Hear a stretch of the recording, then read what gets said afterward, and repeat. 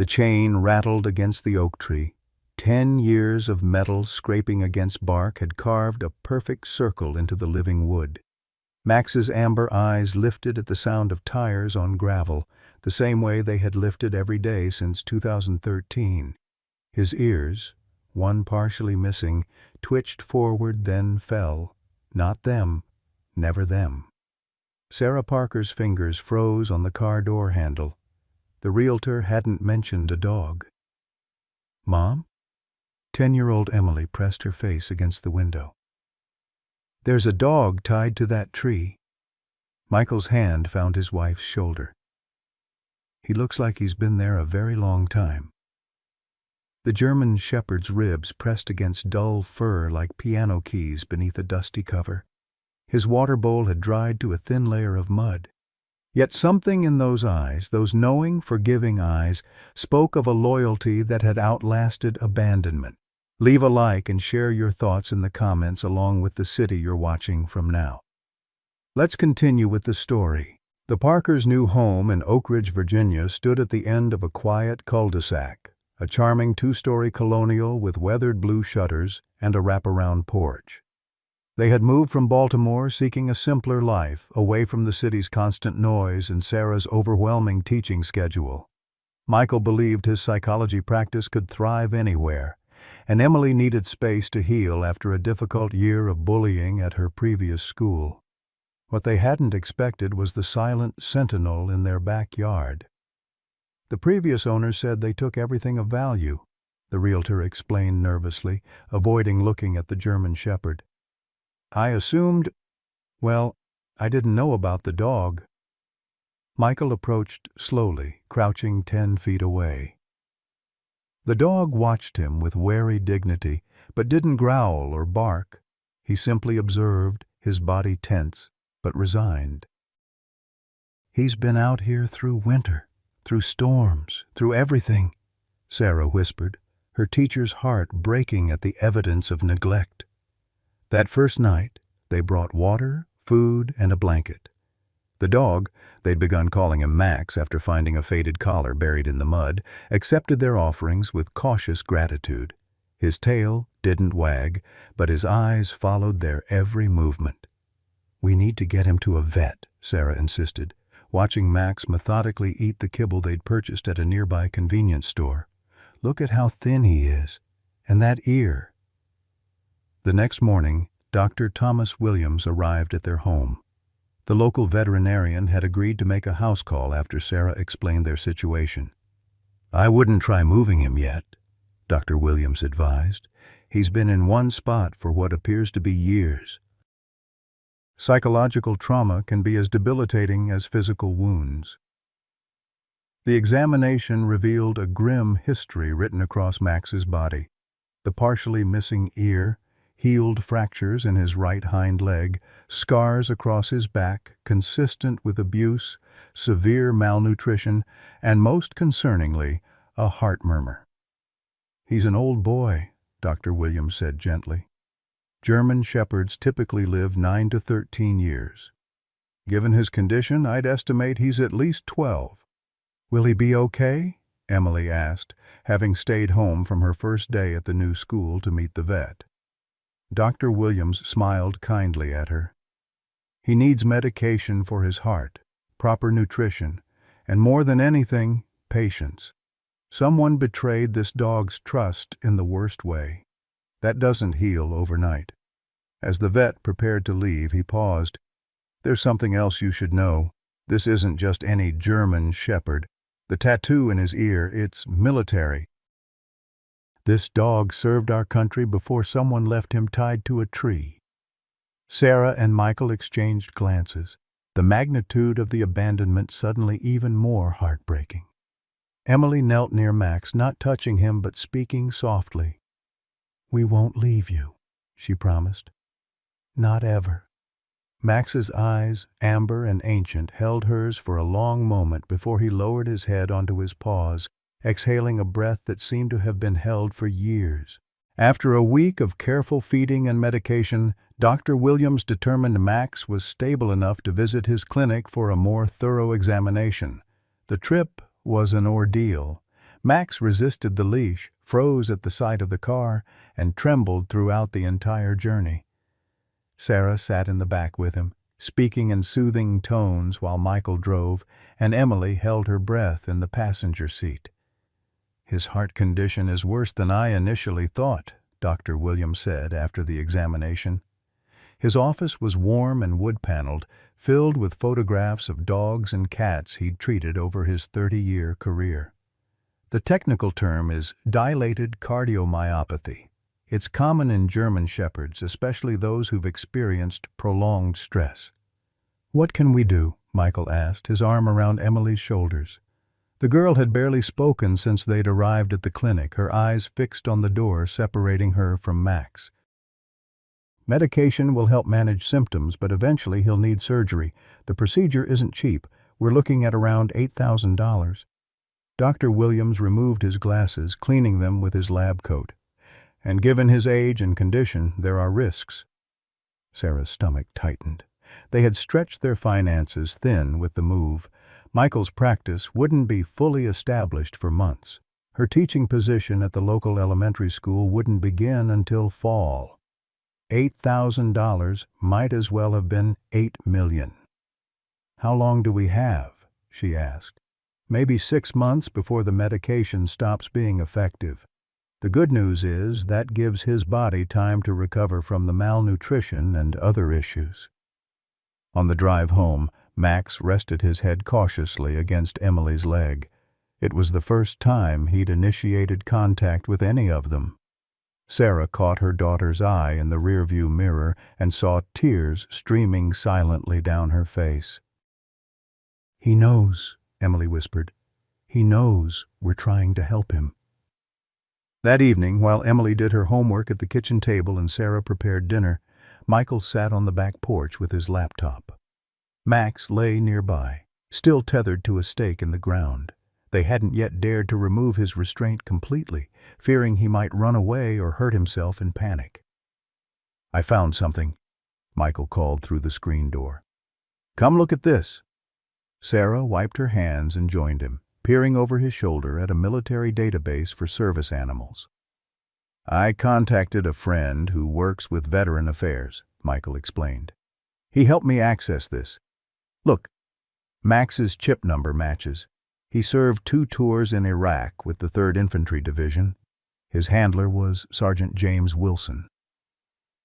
The screen showed a younger, healthier Max in a tactical vest, standing proudly beside a uniformed soldier with close-cropped hair and a stern expression. "He was a bomb detection dog," Michael continued, scrolling through the file. "Highly decorated. There's a commendation here for an incident in 2008 where he discovered an IED that could have killed his entire unit." Sarah sat heavily on the porch step. "How does a hero like that end up chained to a tree for a decade?" The next day, Emily stayed home from school again. Though they'd tried to explain she needed to attend classes, her quiet insistence that Max needed her more had won out. Sarah watched from the kitchen window as her daughter sat reading aloud from Charlotte's Web, keeping a respectful distance from Max but clearly speaking for his benefit. By afternoon, Max had inched closer to her, close enough that Emily could have touched him if she'd reached out. She didn't, showing remarkable restraint for a 10-year-old. Instead, she simply continued reading, pretending not to notice his gradual approach. Later that evening, their neighbor, Mrs. Eleanor Collins, an 80-year-old widow who had lived on the street for 40 years, stopped by with a casserole. "Welcome to Oak Ridge," she said warmly, her eyes crinkling behind cat-eye glasses. "I saw you have Wilson's dog." Sarah accepted the casserole. "You knew the previous owners?" Mrs. Collins nodded, her expression darkening. "James Wilson grew up in that house. His parents passed about 12 years ago, heart attacks, both of them, within months of each other. James inherited the place after his discharge." "Discharge from the military?" Michael asked, joining them at the door. "Yes, he came back different. Most of them do." Mrs. Collins gazed past them toward the backyard. "That dog was magnificent when they first came home. James wouldn't let anyone near him. said Max was the only one who understood. "What happened?" Sarah asked, though she dreaded the answer. "PTSD is what they call it now. We used to say shell shock." Mrs. Collins sighed. "There were nights James would scream so loud the whole neighborhood could hear. Then one day he chained Max outside and stopped talking to anyone. About 2 years ago he packed up and left. Never said goodbye, never sold the house. Just disappeared." "And left his dog behind," Michael said, his jaw tightening. "Folks around here tried to help," Mrs. Collins said defensively. "I called animal control twice. They said without proof of abuse, they couldn't take someone's property. We'd leave food and water when we could, but James had no trespassing signs everywhere. Some of the neighbors were afraid of him." That night, a thunderstorm rolled through Oak Ridge. The first crack of lightning sent Max into a panic. They found him straining against his tether, eyes wild, foam gathering at his mouth. "We need to bring him inside," Michael decided, pulling on a raincoat. "Is that safe?" Sarah asked, thinking of Emily sleeping upstairs. "Safer than leaving him out there to have a heart attack," Michael replied grimly. It took both of them, soaked to the skin, to guide the terrified dog onto the covered porch. Max refused to enter the house, pressing himself against the railing as far from the door as possible. Michael brought out towels and a thick blanket, creating a makeshift bed. "It's a start," he said, watching Max trembling beneath the blanket. "He's at least out of the rain." The next morning, Dr. Williams returned with medication for Max's anxiety and more information about his heart condition. "I've scheduled a consultation with a specialist in Richmond," he told them. "Dr. Catherine Bennett is one of the best veterinary cardiologists on the East Coast. She's agreed to see Max next week." "We can't afford," Sarah began. "Don't worry about that right now," Dr. Williams interrupted gently. "First, let's see what we're dealing with. Then we'll figure out the rest." After he left, Sarah found Emily sitting cross-legged on the porch, 6 feet away from Max. The dog was watching her with an intensity that would have been unnerving if not for the subtle change in his posture, his ears slightly forward, his body less tense. "I think he wants to trust us," Emily said without looking up. "He's just forgotten how."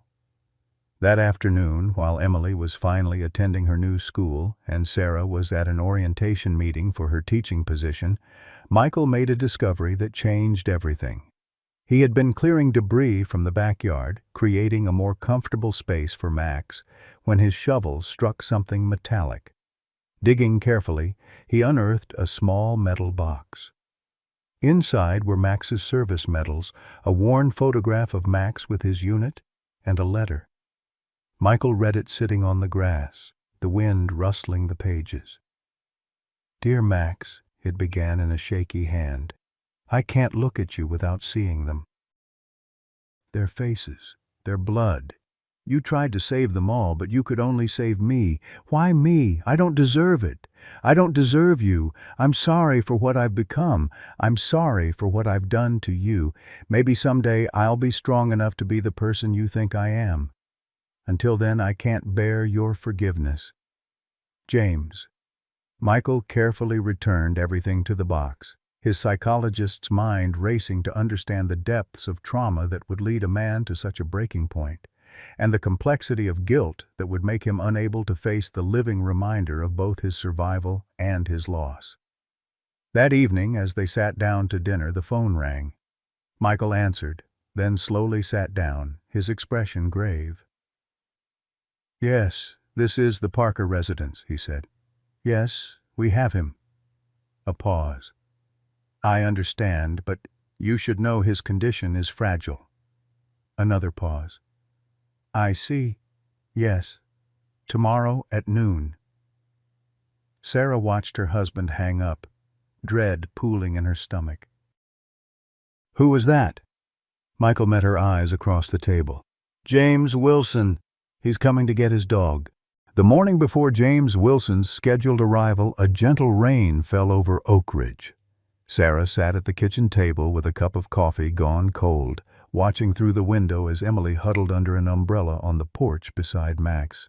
The German shepherd had inched closer to the girl with each passing day, and now they sat with barely a foot between them, both watching the rain create puddles in the yard. "We can't let him take Max," Sarah said as Michael entered the kitchen. Michael sighed, running a hand through his graying hair. "Legally, we don't have much choice. The property might have been abandoned, but Max is still registered to him." "After what he did? After 10 years? Sarah's voice rose despite her effort to stay calm. "That's not ownership, that's criminal neglect." "I know," Michael said, sitting across from her. "I called animal control again this morning. They said without documented evidence of physical abuse, it's considered a civil matter. The fact that Wilson left food and water—" "Barely," Sarah interrupted.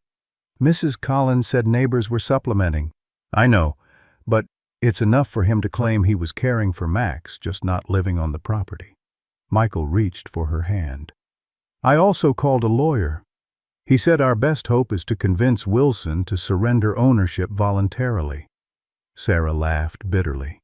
"The man who abandoned his dog for 10 years and suddenly wants him back is going to voluntarily give him up. Why does he even want him now?" "I don't know," Michael admitted. "But people with PTSD can be unpredictable. Something might have triggered him, or maybe he's had treatment. Either way, we need to handle this carefully." The sound of tires on wet gravel silenced their conversation. Through the rain-streaked window, Sarah saw a mud-splattered pickup truck pull into their driveway. "He's early," Michael muttered, checking his watch.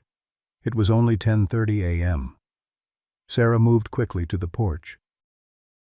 "Emily, come inside, please." "But Mom—" "Now, Emily." The girl reluctantly stood, her eyes filling with tears as she looked at Max. The dog's posture had changed dramatically. His ears flat against his head, his body lowered to the porch floor, trembling visibly. "He knows," Emily whispered. "Mom, he knows who's here." Inside, Sarah guided Emily to the living room while Michael went to meet their visitor. Through the front window, she watched her husband extend a hand to a tall, gaunt man in his late 30s. James Wilson looked nothing like the stern soldier in the photograph. His face was weathered beyond his years, his posture stooped, his movements hesitant.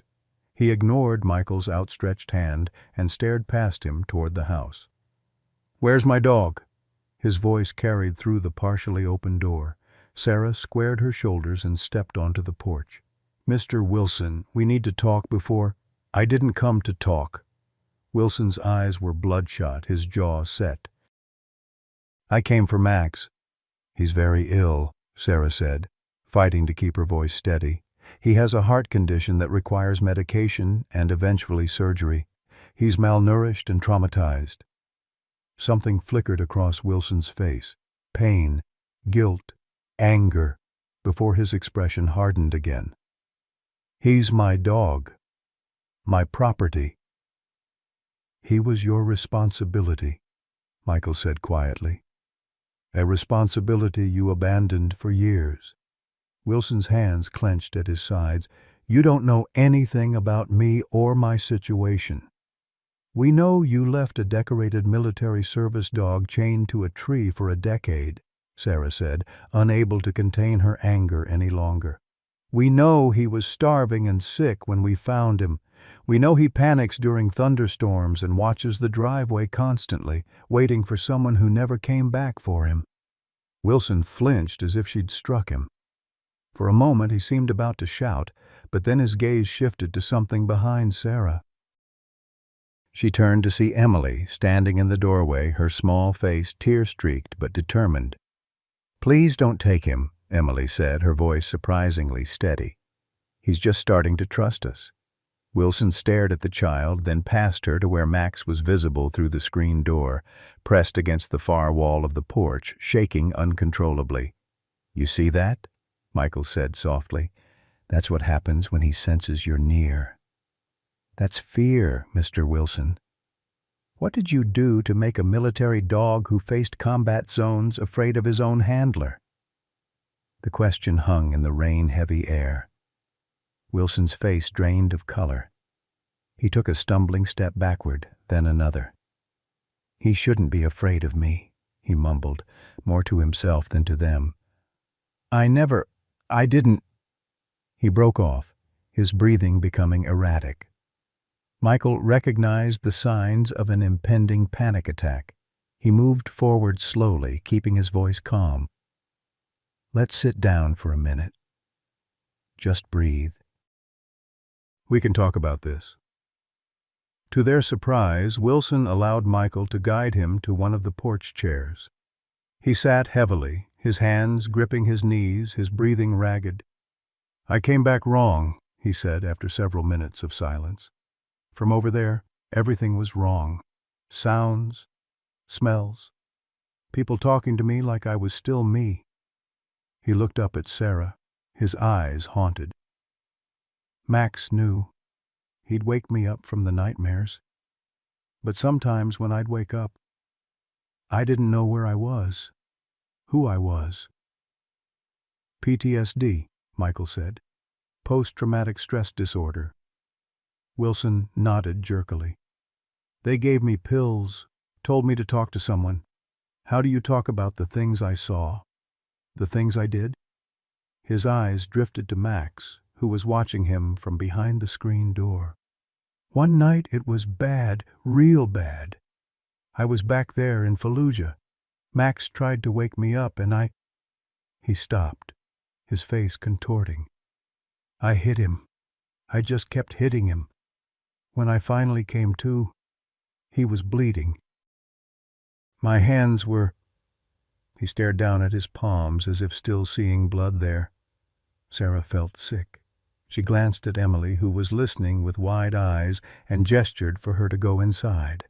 For once her daughter obeyed without protest.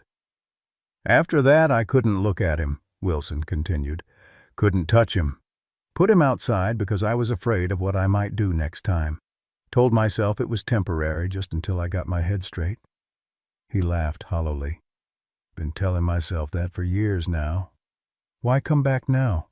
Michael asked, his professional demeanor giving way to genuine curiosity. Wilson reached into his jacket and pulled out a folded newspaper clipping. He handed it to Michael, who opened it carefully to avoid tearing the damp paper. It was a small article from the local Oak Ridge Gazette about a military service dog found abandoned at a recently purchased home.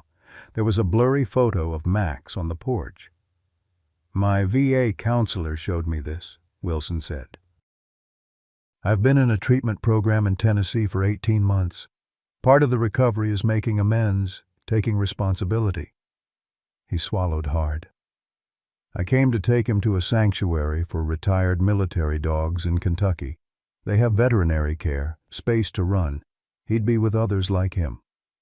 Sarah and Michael exchanged glances. It wasn't what they'd expected. "That's a thoughtful plan," Michael said carefully, "but Max is in no condition to travel right now, and he's just beginning to adjust here." "I can see that," Wilson admitted, watching as Emily had returned to sit near Max inside the screened porch. The dog's trembling had subsided slightly, though he remained alert, his eyes fixed on Wilson. "I thought he'd be happy to see me. Stupid, right? After what I did." "It's not stupid to hope for forgiveness," Sarah said, surprising herself with the gentleness in her tone. "But trust has to be rebuilt. It can't be demanded." A clap of thunder rumbled in the distance, and Max whined, pressing himself against the wall.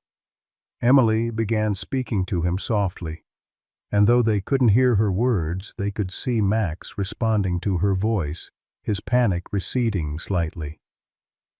"She's good with him," Wilson observed. "They understand each other," Sarah said. "Emily had a rough time at her last school. She knows what it's like to feel unsafe." Wilson watched them for a long moment, then stood abruptly. "I need to think about this. I'll come back tomorrow."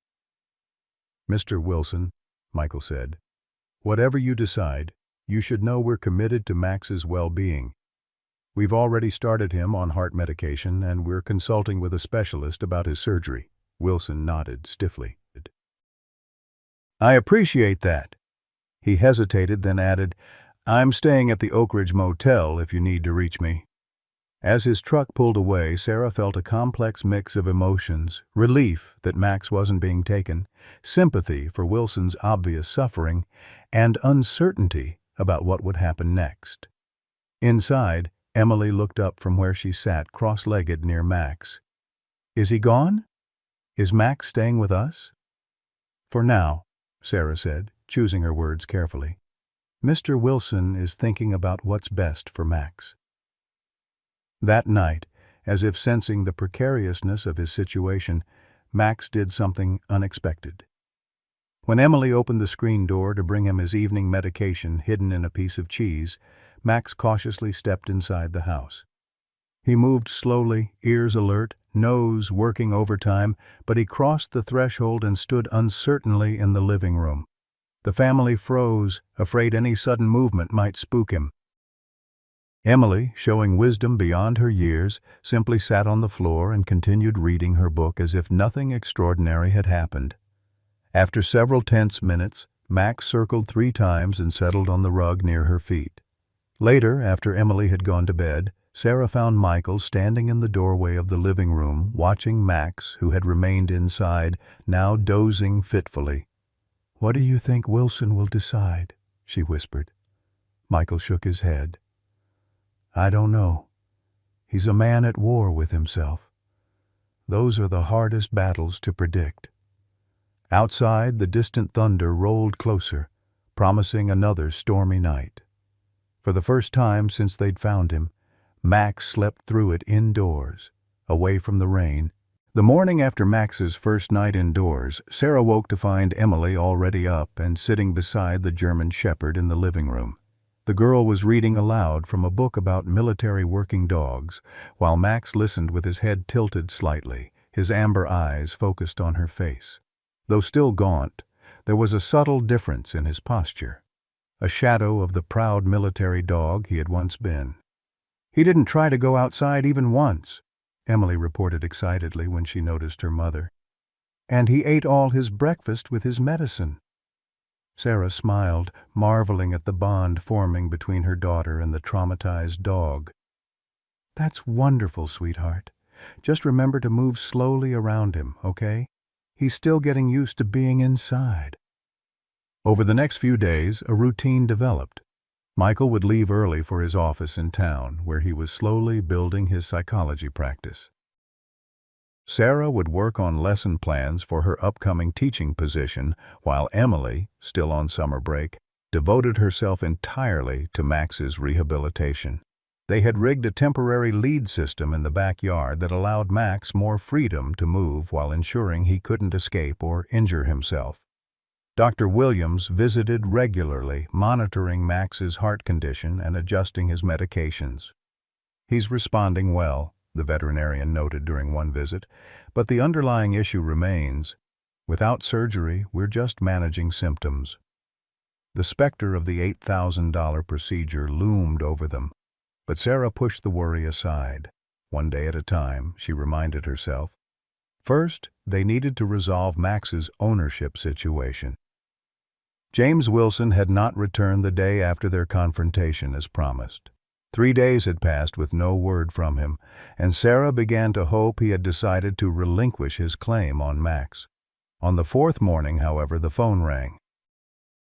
"Mrs. Parker?" The voice on the line was hesitant, barely recognizable as Wilson's. "I was wondering if it would be all right to visit Max today. Not to take him," he added quickly, "just to see him." Sarah glanced at Max, who was dozing on his new bed in the corner of the living room. "I think that would be all right, Mr. Wilson, but I should warn you, he's still very anxious around new people." There was a pause. "I'm not new," Wilson said quietly. That's the problem. When Wilson arrived an hour later, he was accompanied by another man, taller, broader, with salt and pepper hair and a military bearing that was unmistakable even in civilian clothes. "This is Robert Jennings," Wilson introduced him as they stood on the front porch. "He was in my unit. He knew Max, too." Robert extended his hand to Michael, his grip firm. "Sergeant Major Robert Jennings, retired. James called me when he found out about Max. I drove down from Pennsylvania." Sarah invited them in, cautioning them to move slowly and speak softly. Max was in the backyard with Emily, enjoying the morning sunshine. "He's doing better with being off-leash in enclosed spaces," Sarah explained as she led them through the house to the back door. "But loud noises or sudden movements can still trigger him." Through the window they could see Emily sitting cross-legged on the grass, tossing a tennis ball a short distance. Max would retrieve it and bring it back, dropping it within reach but not directly in her hand, still maintaining a small bubble of safety. "My God," Robert breathed. "He's so thin." Wilson said nothing, his face pale as he watched Max through the glass. After a moment he nodded to Sarah. "I'm ready." They stepped onto the back porch, and instantly Max froze.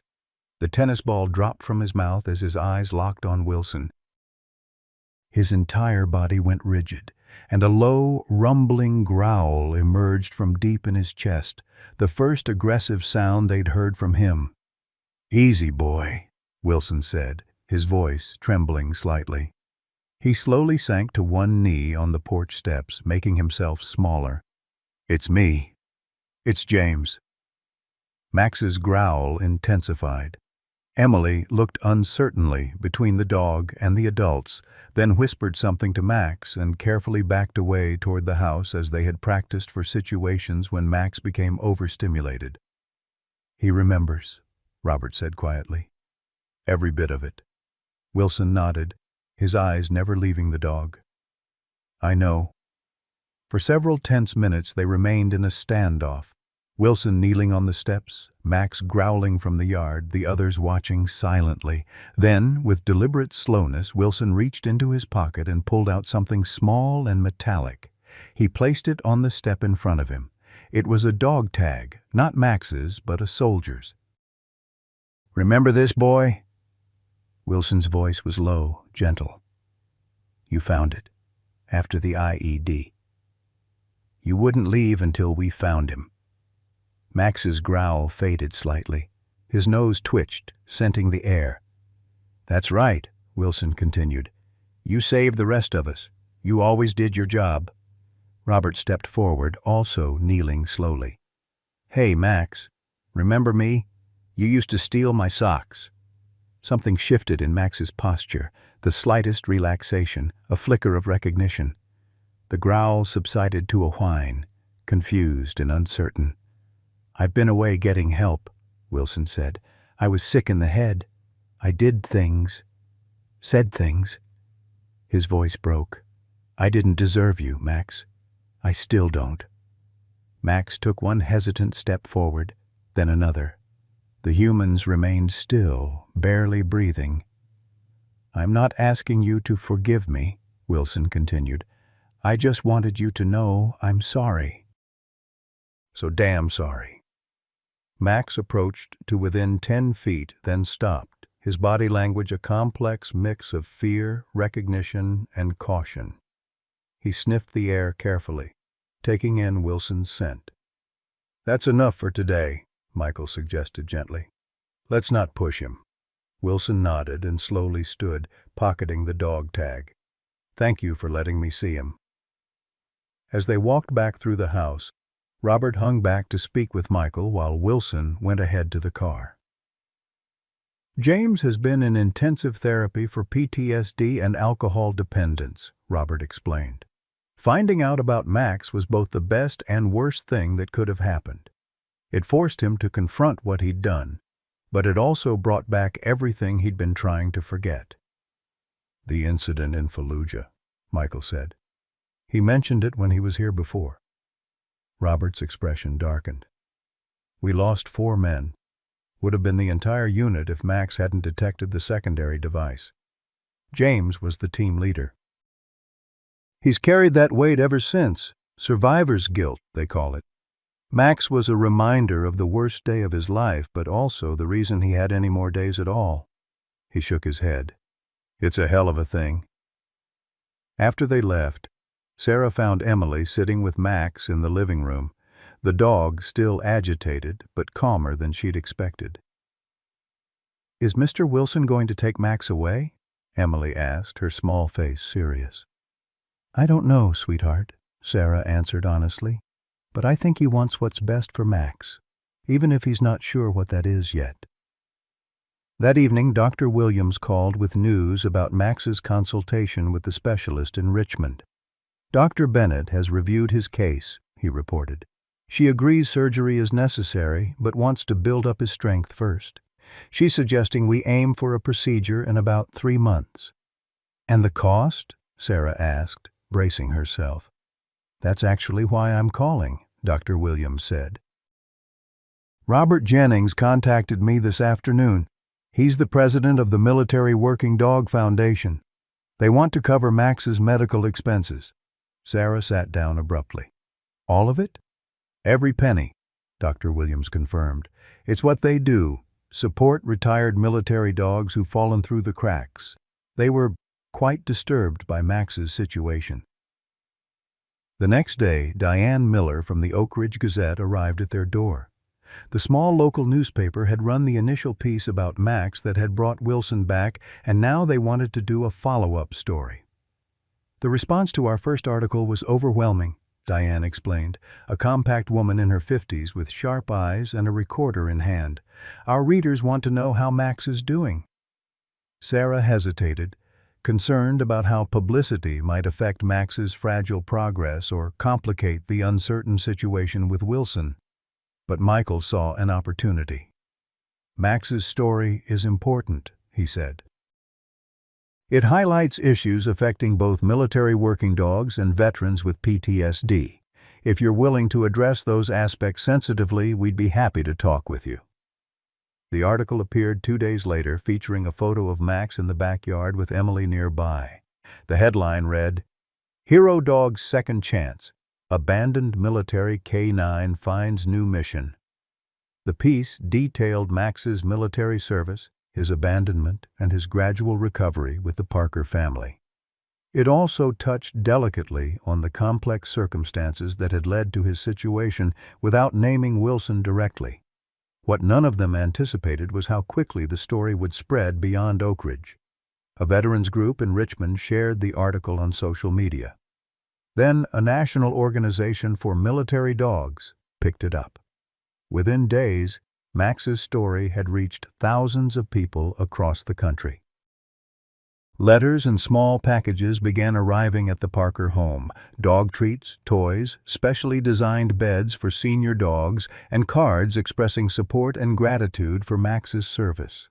Several were from veterans who had worked with military dogs themselves and understood the unique bond between handler and K9. "It's extraordinary," Sarah said one evening, sorting through the day's mail. "People from California to Maine, all concerned about one dog they've never met." Michael nodded, reading a particularly touching letter from a former Marine. "Max represents something to them: loyalty, service, resilience, and maybe redemption, too."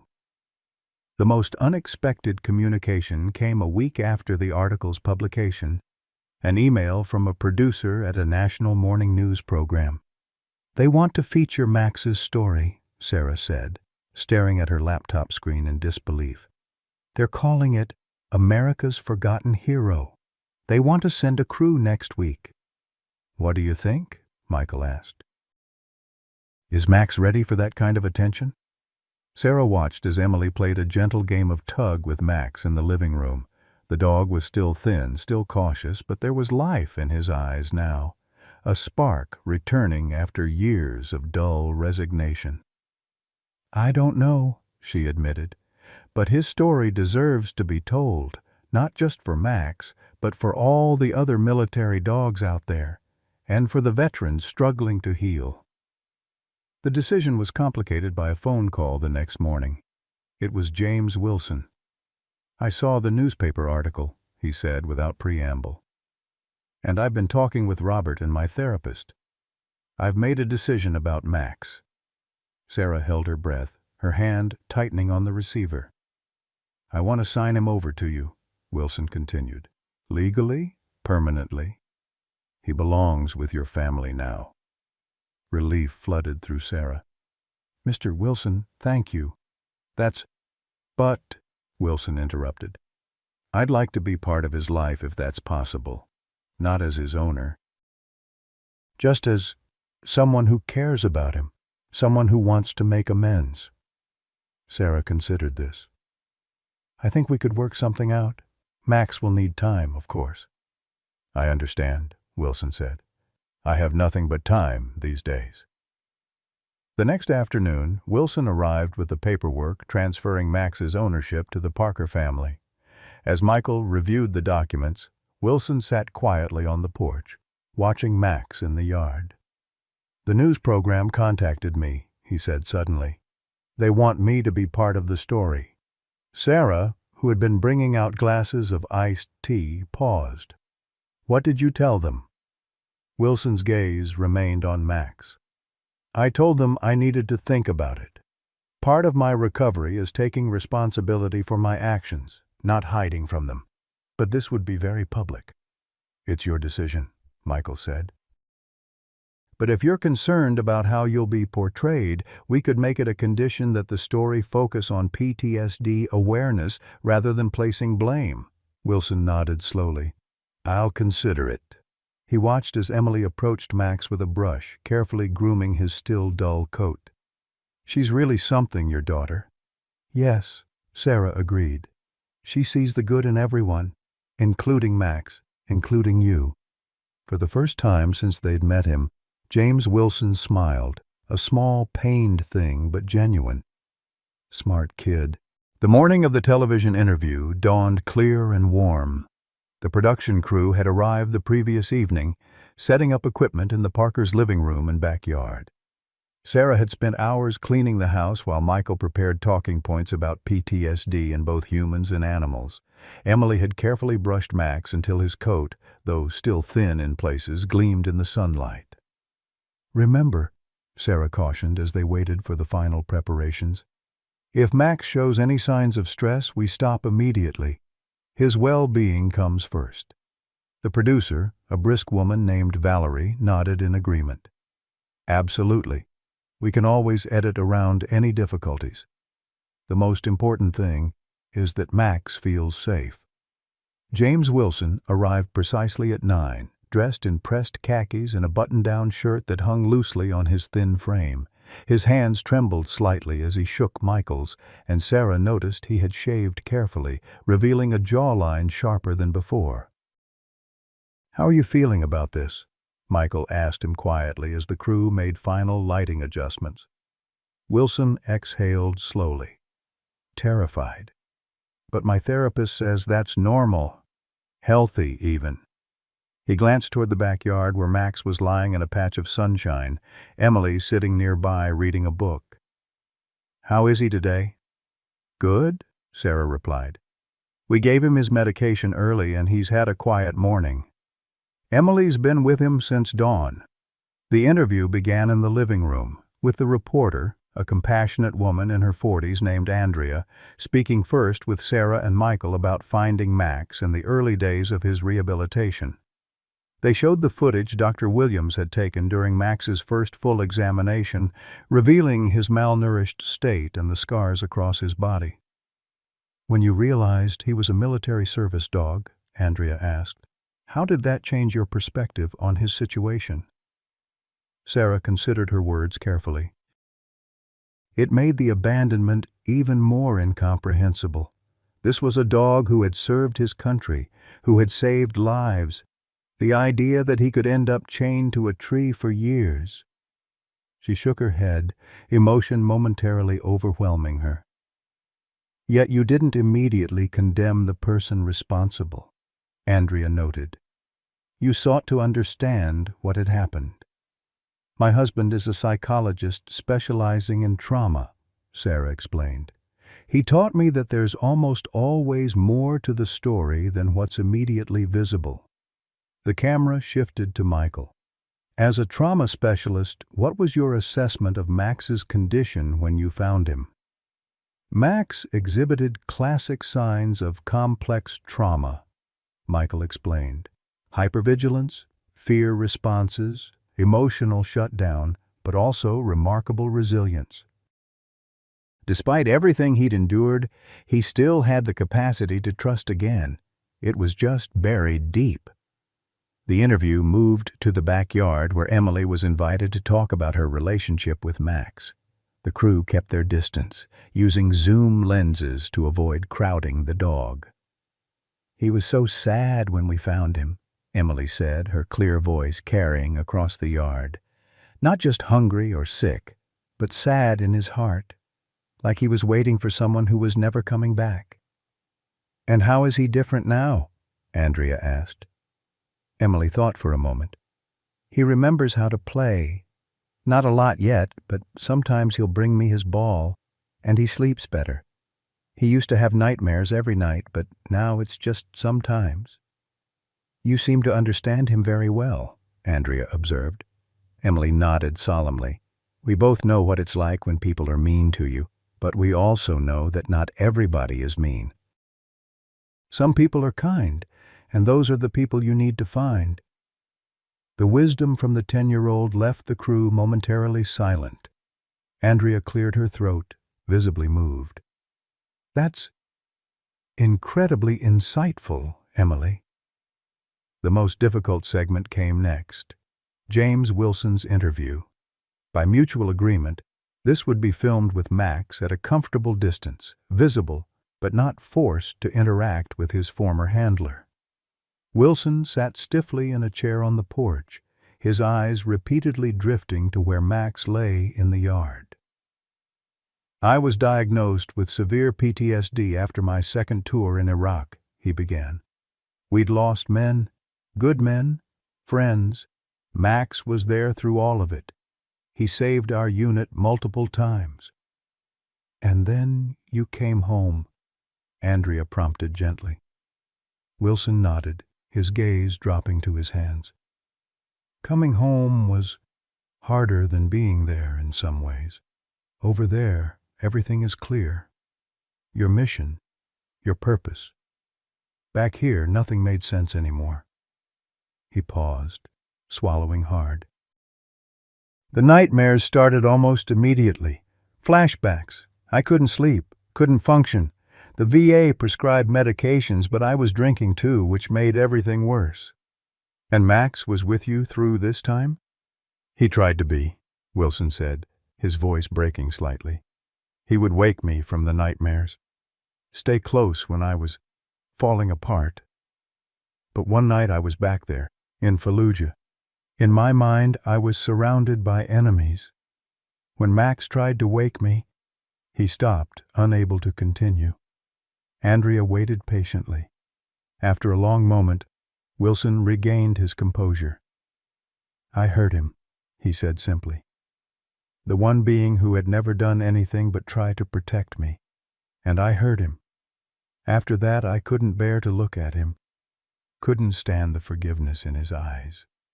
"So you put him outside," Andrea said, not accusingly, but seeking clarity. "At first it was just temporary. Until I got my head straight, that's what I told myself." Wilson's face contorted with shame. "Days became weeks. Weeks became months. I was spiraling, drinking more, taking more pills. Max became a living reminder of my failure, as a soldier, as a human being." "Yet you didn't abandon the property entirely," Andrea noted. "Neighbors reported seeing you occasionally." Wilson nodded.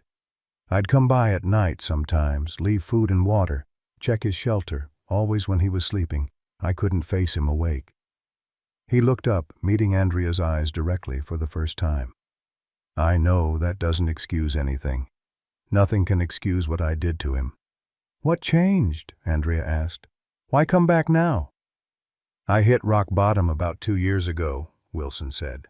"Ended up in the VA hospital after a suicide attempt. They got me into an intensive treatment program in Tennessee. For the first time, I started actually dealing with everything instead of trying to numb it. He glanced toward Max. When my counselor showed me the newspaper article about Max, it was like a final chance to make something right. The camera panned to where Max was now sitting up, watching the activity on the porch with alert but no longer fearful eyes. "You've legally surrendered ownership of Max to the Parker family," Andrea said. "That couldn't have been an easy decision." "It was the only right decision," Wilson replied. "Max deserves a family who never gave up on him, who saw his worth even when he was at his lowest. That's the Parkers." He paused. "But they've been generous enough to let me be part of his recovery, to try to make amends in whatever small way I can." As if on cue, Emily approached with Max walking cautiously beside her. The German Shepherd stopped at the bottom of the porch steps, looking up at the adults. "He wants his medicine," Emily announced. "It's time for his heart pill." Sarah moved to get up, but Wilson spoke quietly. "May I? I have them here." He reached into his pocket and pulled out a small pill pocket treat. Sarah hesitated, then nodded. Wilson slowly descended the steps and knelt on the grass, extending his hand with the treat on his palm. Max watched him warily, but didn't retreat. "It's okay, boy," Wilson murmured. "You don't have to." For several tense seconds, no one moved. The cameras captured the moment in silence. Then, with deliberate caution, Max stepped forward and delicately took the treat from Wilson's hand, their first direct contact in years. Wilson remained absolutely still, tears streaming openly down his face. Max consumed the treat, then surprisingly remained where he was, studying the man before him. "Good boy," Wilson whispered. "You were always such a good boy." Max's tail moved, not quite a wag, but a tentative sweep. He sniffed Wilson's hand again, then turned and walked back to Emily's side. There wasn't a dry eye among the crew. Andrea cleared her throat again. "I think we just witnessed something remarkable." The final segment of the interview focused on Max's future. His upcoming heart surgery, now fully funded by the Military Working Dog Foundation, and his new role as an ambassador for both retired military dogs and PTSD awareness. "We're establishing a program with Michael's practice," Sarah explained, "where Max will eventually help veterans struggling with PTSD. There's something powerful about the connection between humans and dogs, especially for those who've experienced trauma." "And James will be part of this program?" Andrea asked. Michael nodded. "James has first-hand experience with both military service and PTSD. His perspective is invaluable, and his willingness to share his story, as difficult as it is, can help others who are suffering in silence." As the interview concluded, the crew began packing their equipment. Max had retreated to his bed in the living room, the excitement of the day having tired him. Wilson stood awkwardly in the kitchen, as if unsure whether to leave or stay. "That was harder than I expected," he admitted when Michael approached. "You did well," Michael assured him. "Your honesty will help a lot of people understand PTSD better." Wilson nodded, his gaze drifting toward the living room where Max rested. "Do you think he'll ever truly forgive me?" Michael considered the question carefully. "I think dogs understand more about forgiveness than humans do. They don't hold grudges the way we do, but trust, that has to be rebuilt slowly." "I've got time," Wilson said quietly. "For the first time in years, I'm actually planning on having a future." Later that evening, after Wilson had left and Emily had gone to bed, Sarah and Michael sat on the porch swing, watching fireflies emerge in the gathering dusk. "Do you think we did the right thing?" Sarah asked. "With the interview, with Wilson, with all of it?" Michael's arm tightened around her shoulders. "I do." Max's story needed to be told, not just for him, but for all the other military dogs out there, and for the veterans who come home carrying invisible wounds. Sarah leaned against him, contemplating the peaceful yard where just weeks earlier they had discovered a broken, abandoned dog clinging to the last threads of hope. "The news program says it will air next week," she said. "They're calling it Unbreakable Bond, the soldier and the dog who saved each other."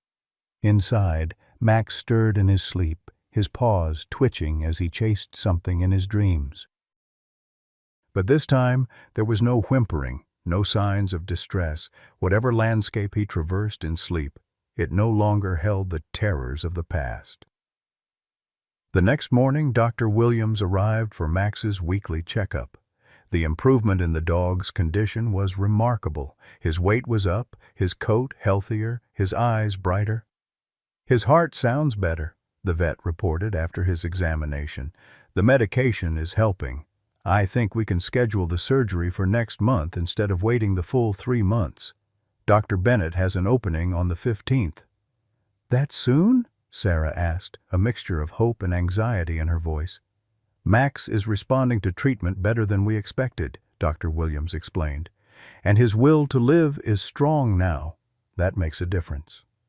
As if to confirm this assessment, Max approached Emily as she entered the room and gently nudged her hand with his nose, a request for attention he had only recently begun to make. "See?" Dr. Williams smiled. "He's not just surviving anymore, he's starting to live again." The week following the television interview passed in a blur of activity. The Parkers received dozens of calls from news outlets seeking follow-up stories, veterans organizations offering support, and ordinary citizens touched by Max's story. Sarah began keeping a journal of all the messages, amazed by the outpouring of compassion from strangers across the country. "It's overwhelming," she confessed to Michael one evening as they sorted through the day's mail. Cards, small donations for Max's care, and even hand-knitted dog sweaters for the coming fall. "I never expected his story would resonate with so many people." "He represents something universal," Michael replied, examining a child's drawing of Max wearing what appeared to be a superhero cape. "Loyalty, resilience, the capacity to forgive. People need those reminders, especially now." Emily had taken to reading Max the letters and cards each evening, sitting beside his bed with a growing stack of correspondence. The German Shepherd would listen attentively, his amber eyes fixed on her face, his tail occasionally thumping against the floor when she showed him particularly colorful drawings sent by children. As Max's surgery date approached, Dr. Williams visited more frequently, monitoring his improving condition and adjusting his medications. "His body is getting stronger," the veterinarian reported, "but we need to be realistic about the risks. This is major surgery for a dog his age and condition." Sarah nodded, watching as Max dozed in a patch of sunlight. "What are his chances?" "With Dr. Bennett performing the surgery? About 70%, Dr. Williams said. "That's actually quite good, considering where he started." James Wilson had been visiting every few days, always calling ahead, always approaching with careful respect for Max's boundaries. Each visit showed subtle progress. Max no longer trembled at Wilson's scent, no longer retreated to the farthest corner of the room. He would accept treats from Wilson's hand and occasionally allow the man to sit nearby while Emily read to him. "It's more than I deserve," Wilson said quietly during one visit, watching Max from across the living room, "just to be in the same room with him without seeing fear in his eyes." The national news segment aired on a Tuesday morning. The Parkers gathered in the living room to watch it together. Max settled between Emily and Sarah on the sofa. The piece was beautifully done, respectful, emotional without being exploitative, and educational about both military working dogs and PTSD. Wilson's raw honesty about his failures and his journey toward redemption brought a depth to the story that transformed it from a simple animal rescue tale to something more profound. By noon, their phone was ringing constantly. The local news van appeared at their door, seeking a follow-up interview. Sarah politely declined, concerned about overtaxing Max with too much excitement before his surgery. "We appreciate the interest," she told the eager young reporter, "but Max's health has to be our priority right now." That evening, the unexpected happened. Max was in the backyard with Emily when Mrs. Collins, their elderly neighbor, stepped onto her back porch. The 80-year-old widow lived alone in the house adjacent to theirs, a tidy Cape Cod with flower boxes in every window. She often waved to Emily and occasionally brought over cookies, but she hadn't interacted directly with Max. "Hello there," Mrs. Collins called softly. "I saw you on the television. You're quite the celebrity now, aren't you?"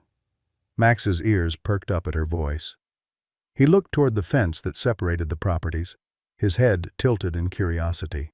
"Would you like to meet my neighbor, Max?" Emily asked, recognizing his interest. When Max remained calm, she added, "Mrs. Collins, would you like to come say hello? He's doing much better with new people now." The elderly woman hesitated, then nodded. "I'd like that very much if you think he wouldn't mind." Emily guided Max to the gate in the fence, keeping him on his loose lead as they'd practiced. Mrs. Collins approached slowly, her movements deliberate and non-threatening. "He's a handsome fellow," she said, stopping a few feet away. "I used to watch him, you know, when that poor man had him chained up. I'd bring scraps when I could, leave them where he could reach them." Emily looked up in surprise. "You helped Max before we came?" Mrs. Collins nodded. "Several of us neighbors did, though we had to be careful. Mr. Wilson, well, he wasn't in his right mind. Could be frightening when confronted." She extended a gnarled hand, palm up, for Max to sniff. "I'm glad you found your voice again, old soldier." "You were so quiet for so long." Max studied the elderly woman, his nose working to process her scent. After a moment, he stepped forward and delicately sniffed her hand. Then, to everyone's surprise, gave it a gentle lick. Mrs. Collins laughed, a sound of pure delight. "Well, I'll take that as a thank you." Later, Sarah found Emily deep in thought at the kitchen table. "Mrs. Collins used to feed Max," her daughter said without preamble. "She said lots of neighbors did. They tried to help him even though they were scared of Mr. Wilson." Sarah sat beside her. "That was brave of them." Emily nodded. "It's like what you always say, that we should look for the helpers. Even when bad things happen, there are always people trying to help." She looked up, her young face serious. "Max had helpers all along. He just couldn't see them because he was waiting for the person who left him." The wisdom in her daughter's observation left Sarah momentarily speechless.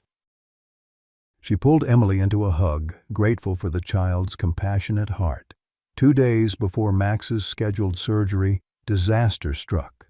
Sarah was preparing dinner while Emily and Max were in the backyard. The evening was warm, golden with late summer light.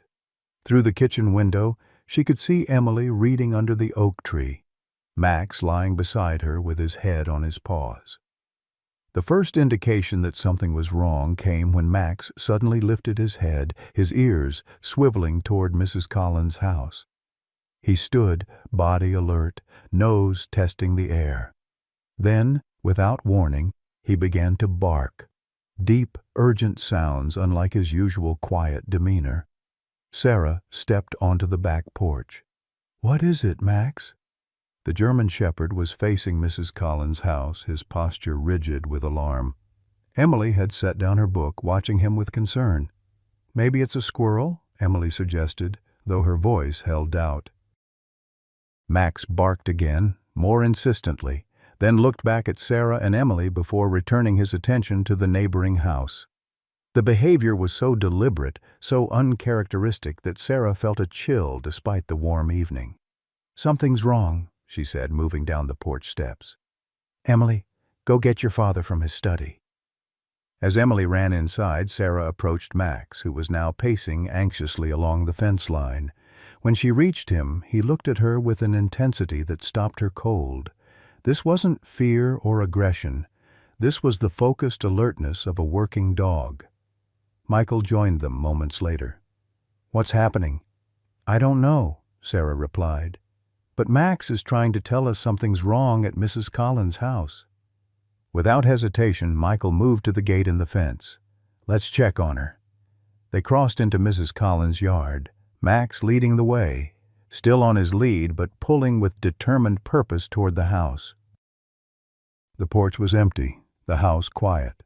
Michael knocked on the back door. No answer. "Mrs. Collins?" he called. "It's Michael Parker from next door. Are you all right?" Silence. Max whined, pawing at the door. Michael tried the handle, locked. He moved to a window, peering inside. "I don't see her, but something's not right. There's smoke coming from the kitchen." Sarah immediately pulled out her phone and dialed 911. "We need emergency services at 247 Oak Ridge Lane. Possible fire, elderly resident unaccounted for." As she spoke, a thin tendril of smoke became visible, seeping from under the back door. Max's barking intensified, his body trembling not with fear, but with urgency. "The fire department is on the way," Sarah reported, ending the call. "They said not to try to enter the house." Michael nodded, but his expression was torn. "If she's in there and incapacitated—" Max suddenly lunged toward a side window that was partially open, barking directly at it. Michael rushed over and pushed the window fully open, revealing a small bathroom. Smoke was beginning to fill the house's interior. "Mrs. Collins!" Michael shouted through the window. "Can you hear me?" A faint sound came from inside, not quite a call for help, but a human sound nonetheless. Michael looked at Sarah. Decision made. "I'm going in. Stay here with Emily and Max." Before Sarah could protest, Max broke free from her grip, the worn lead snapping under his sudden strength. In a fluid motion that belied his age and condition, the German shepherd leaped through the open window into the smoke-filled house. "Max!" Emily cried out, rushing forward only to be caught by Sarah. "Stay back," Sarah ordered, her heart racing. "Dad," she called to Michael. "Max is inside." Michael had already removed his shirt to cover his face. "I'm going after them. Call 911 again. Tell them we have people inside." The next moments were the longest of Sarah's life. She held Emily tightly as they watched smoke thicken inside the house. In the distance, sirens wailed, growing louder, but seemingly not fast enough. "Mom," Emily whispered, tears streaming down her face. "His heart. The surgery. What if—" "Don't think about that now," Sarah interrupted, though the same fear clutched at her own heart. Max's condition was fragile. The stress alone could trigger a cardiac event, let alone the smoke and exertion. The sirens grew louder, finally turning onto their street. As the fire truck rounded the corner, the side door of Mrs. Collins's house burst open. Michael emerged, half carrying the elderly woman, her small frame draped over his shoulder. Behind them, moving more slowly but steadily, came Max, his fur gray with smoke, his breathing labored, but his eyes clear and focused on the humans he was helping escort to safety. Firefighters rushed forward, taking Mrs. Collins from Michael and leading them all away from the house. An oxygen mask was placed over the elderly woman's face as she was guided to a waiting ambulance. "Kitchen fire," she managed to explain between breaths. "Fell. Couldn't reach phone." Sarah and Emily hurried to where Michael stood catching his breath, Max at his side. The German shepherd was panting heavily, his legs trembling from exertion, but his posture remained vigilant, his attention fixed on Mrs. Collins until the paramedics had settled her safely in the ambulance. "He found her," Michael said, his voice hoarse from smoke. "She had fallen in the hallway, away from any windows. I wouldn't have seen her. Max led me right to her." A paramedic approached them, concern on his face. "Sir, you should be checked for smoke inhalation. And the dog, he doesn't look good." Indeed, Max had finally sat down, his breathing labored, his eyes beginning to glaze. Sarah knelt beside him, alarmed by the irregular rise and fall of his chest. "His heart," she said urgently. "He has a heart condition. He's supposed to have surgery in 2 days." The paramedic called for assistance, and within moments Max was being carefully lifted onto a gurney. "We'll take him to the emergency vet hospital. It's only 10 minutes from here." As they loaded Max into the ambulance alongside Mrs. Collins, the elderly woman reached out a shaking hand to touch his fur. "My hero," she whispered. "Thank you, brave boy." Emily climbed in after them, her face set with determination. "I'm going with Max," she announced, daring anyone to contradict her. Sarah and Michael exchanged glances, then nodded. "We'll follow in the car," Sarah told the paramedic. "That's our daughter. Please take care of all of them." As the ambulance pulled away, sirens wailing once more, Sarah turned to Michael. His face was streaked with soot, his eyes red from smoke, but there was wonder in his expression. "He knew," Michael said. He knew someone needed help, and nothing, not fear, not his past, not even his physical limitations, nothing stopped him from answering that call. Sarah took his hand, tears blurring her vision. That's who he's always been, under all the trauma, all the neglect. A dog who saves people. She looked toward the disappearing ambulance. "I just hope it hasn't cost him his life." The drive to the emergency veterinary hospital was tense with unspoken fear. When they arrived, they found Emily in the waiting room, her small face pale but composed. "They took him straight back," she reported. "The doctor said his heart rate was very irregular, and they needed to stabilize him." Sarah sank into a chair beside her daughter, pulling her close. "You were very brave, staying with him." Emily nodded against her shoulder. "I told him he had to hold on, that he couldn't give up now that he'd remembered who he really is." Time stretched endlessly in the sterile waiting room. Michael called Dr. Williams, who promised to contact Dr. Bennett about the situation. A nurse came periodically to update them on Mrs. Collins, who was being treated for minor smoke inhalation but was otherwise unharmed. "She keeps asking about the dog," the nurse reported. "Says she wouldn't be here if not for him." Finally, after what seemed like hours, a veterinarian in surgical scrubs approached them. Dr. Harris was young but had kind eyes above her mask. "Max is stable for now," she began, and Sarah felt her knees go weak with relief. "But his heart has sustained significant strain. We've administered medication to regulate his rhythm and put him on oxygen to help with the smoke inhalation." "Will he?" Emily couldn't finish the question. Dr. Harris crouched to the girl's level. "He's fighting very hard," she said gently. "But I won't lie to you, his condition is serious. The next 24 hours will be critical." "His surgery," Sarah began. "It was scheduled for—" "Dr. Williams filled me in," Dr. Harris assured her. "Dr. Bennett is actually on her way here now.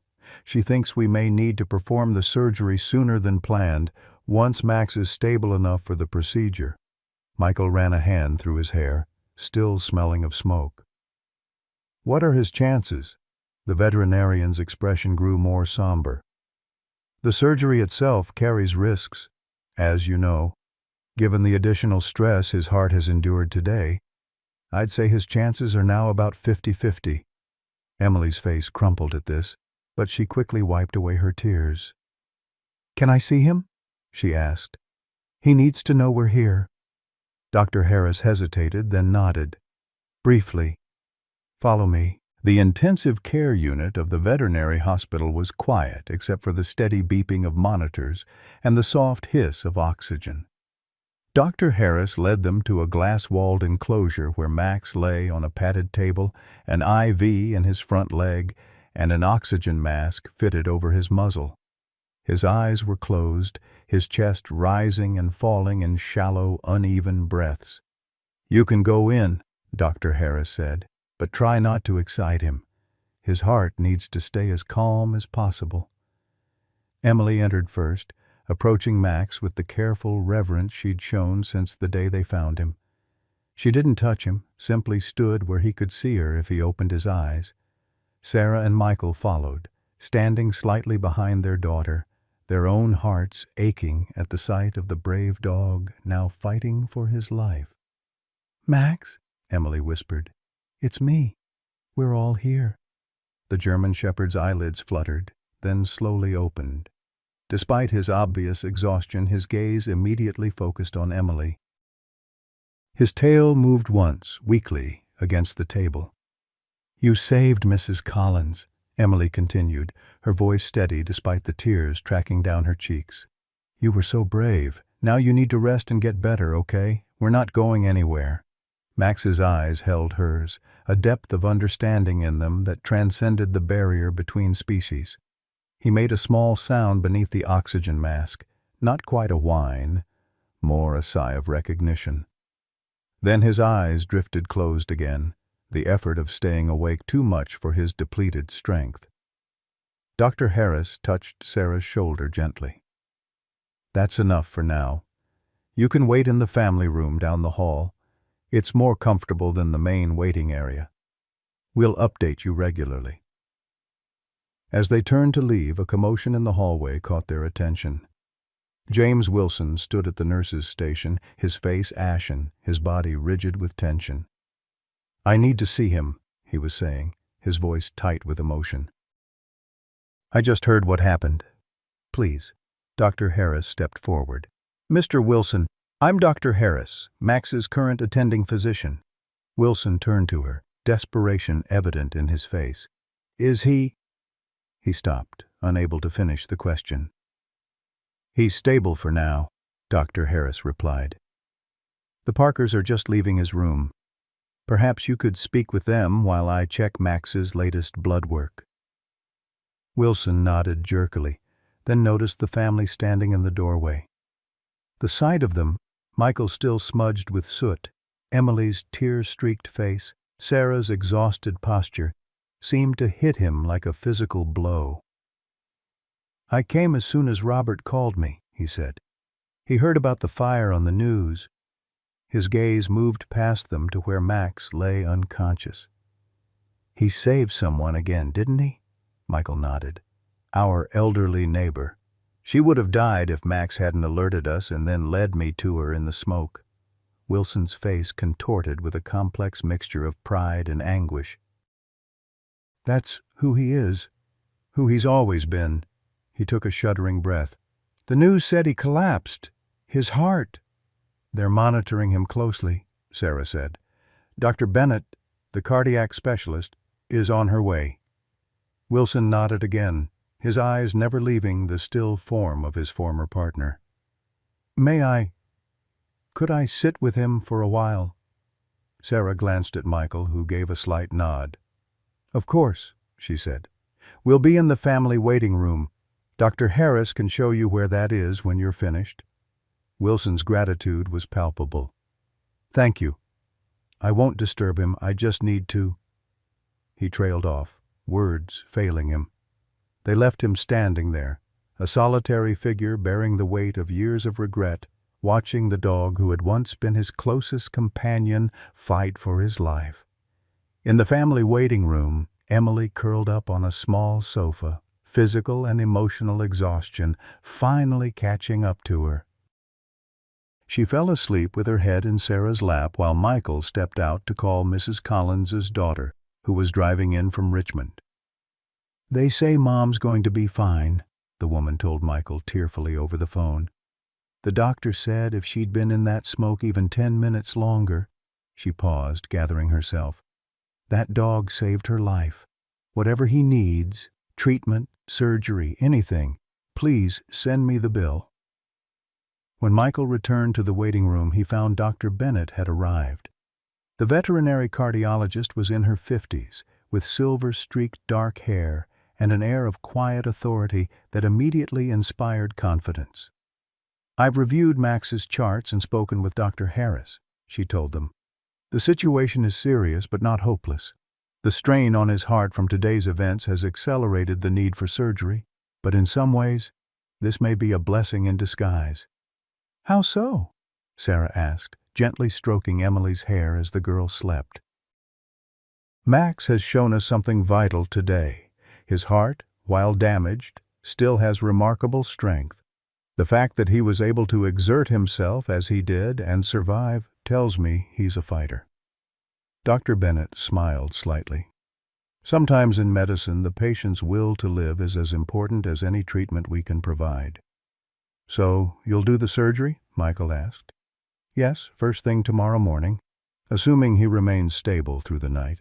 We've adjusted his medications to prepare his system, and he's responding well so far." She consulted her tablet briefly. "I should warn you, though, this will be a complex procedure with significant recovery time. Even if all goes perfectly, Max will need careful monitoring and limited activity for at least 6 to 8 weeks." Sarah nodded.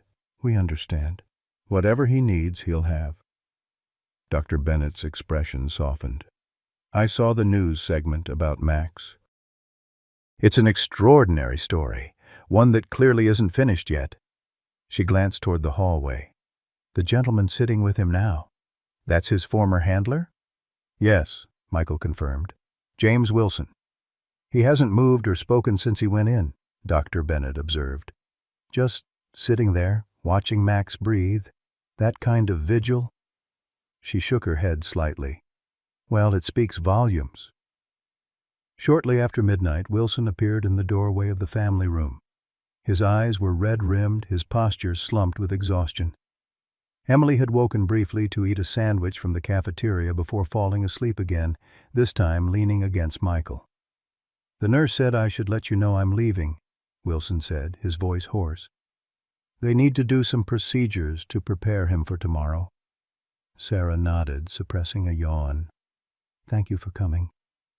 I know it meant a lot to Max." Wilson looked doubtful. "Does he even know I'm there?"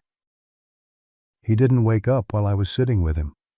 "He knows," Michael said confidently. "Dogs perceive more than we give them credit for, especially about the people who matter to them, for better or worse." Wilson absorbed this, then straightened slightly, decision forming in his tired eyes. "I'd like to be here tomorrow, for the surgery. Not in the way or anything, just present, if that's all right with you." "Of course," Sarah said. "We'll be here too, all of us." Wilson nodded once sharply, like the soldier he had once been. "I'll see you in the morning then." After he left, Michael turned to Sarah. "You should take Emily home, get some real sleep. I can stay here in case anything changes." Sarah shook her head. "We're staying together. Emily would never forgive us if we took her away now." She smiled faintly. "Besides, I don't think any of us would sleep well at home knowing Max is here." The night passed slowly. Nurses came periodically with updates. Max's condition remained stable, his medications were working as hoped. Dr. Bennett would begin surgery at 7 a.m. Emily woke around 3, disoriented and immediately asking for Max. "He's resting," Sarah assured her. "The doctors are taking good care of him." Emily nodded, rubbing sleep from her eyes. "I had a dream about him," she said. "He was running in a big field, like in the pictures of when he was a military dog. He looked so happy." Her voice wavered. "Do you think that's a good sign or a bad sign?" Michael pulled her close. "I think it's a sign that you understand who Max truly is. Not just the dog we found tied to a tree, but the brave, strong spirit inside him that no amount of neglect could destroy." Dawn broke with soft, pink light filtering through the waiting room blinds. The hospital began to stir with the arrival of day staff and the sounds of morning rounds. Dr. Bennett appeared at 6:30, now dressed in surgical scrubs. "We're preparing to take Max into surgery," she informed them. "His vitals are stable and all his preoperative blood work looks as good as we could hope for." "How long will the surgery take?" Sarah asked. "Approximately 4 hours, assuming there are no complications."